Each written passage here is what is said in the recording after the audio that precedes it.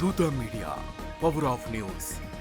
తెలంగాణలో సంచలనం రేపుతున్న ఎమ్మెల్యేల ఫిరాయింపు అంశం సుప్రీంకోర్టులో మరోసారి విచారణకు వచ్చింది. ఈ వ్యవహారంలో ఏదో ఒక నిర్ణయం తీసుకోవాలని గత విచారణలో సుప్రీంకోర్టు తెలంగాణ అసెంబ్లీ స్పీకర్ గడ్డం ప్రసాద్ కుమార్ కు ఆదేశాలు జారీ చేయగా దానిపై ఇవాళ విచారణ జరిగింది. ఈ సందర్భంగా ఎమ్మెల్యేల పార్టీ మార్పుకు సంబంధించి స్పీకర్ తీసుకున్న నిర్ణయాలను తెలంగాణ ప్రభుత్వం తరపున వాదనలు వినిపిస్తున్న అభిషేక్ మను సింఘ్వి సుప్రీంకోర్టుకు వివరించారు. ఇక ఈ వ్యవహారంలో వాదనలు విన్న జస్టిస్ అగస్తీన్ జార్జ్, జస్టిస్ సంజయ్ కరోల్ నేతృత్వంలోని సుప్రీంకోర్టు ద్విసభ్య ధర్మాసనం ముందు అభిషేక్ మను సింఘ్వి వాదనలు వినిపించారు. ఎమ్మెల్యేల అనర్హతపై దాఖలైన పిటిషన్లను స్పీకర్ ప్రసాద్ కుమార్ ఇప్పటికే విచారణ చేస్తున్నట్లు కోర్టు దృష్టికి తీసుకెళ్లారు. ఇప్పటి వరకు పార్టీ మారినట్లు పేర్కొన్న 10 మంది ఎమ్మెల్యేల్లో 8 మందికి సంబంధించి స్పీకర్ క్లీన్ చిట్ ఇచ్చినట్లు వెల్లడించారు. అయితే ఈ ప్రక్రియ పూర్తి చేసేందుకు ప్రభుత్వానికి మరింత సమయం పడుతుందని, అందుకే మార్చి నెల మధ్య నాటికి సమయం ఇవ్వాలని ఈ సందర్భంగా అభిషేక్ మను సింఘ్వి సుప్రీంకోర్టు ధర్మాసనానికి విజ్ఞప్తి చేశారు. అయితే మరోసారి గడువు ఇవ్వాలని కోరడం పట్ల బీఆర్ఎస్ పార్టీ తరపున వాదనలు వినిపిస్తున్న లాయర్ మోహిత్ రావు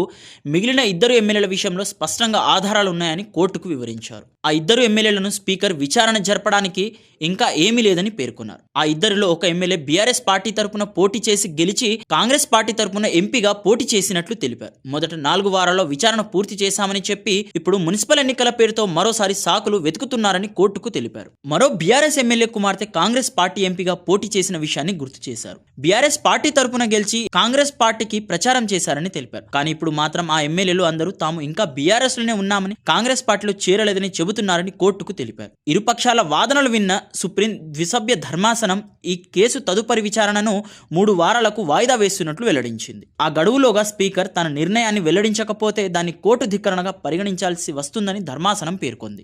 ఇరువురి వాదనలు విన్న ధర్మాసనం 3 వారాల సమయం మాత్రమే ఇస్తూ విచారణ వాయిదా వేసింది. గతంలో ఇచ్చిన ఆదేశాలను స్పీకర్ పాటిస్తారని ఆశిస్తున్నట్లు సుప్రీంకోర్టు తెలిపింది. 3 వారాల తర్వాత మళ్లీ విచారణ చేపడతామని పేర్కొంది. స్పీకర్ పాటించని పక్షంలో అప్పుడే ధిక్కరణ చర్యలపై ఆలోచిస్తామని వెల్లడించింది. For more updates, please subscribe దూత మీడియా.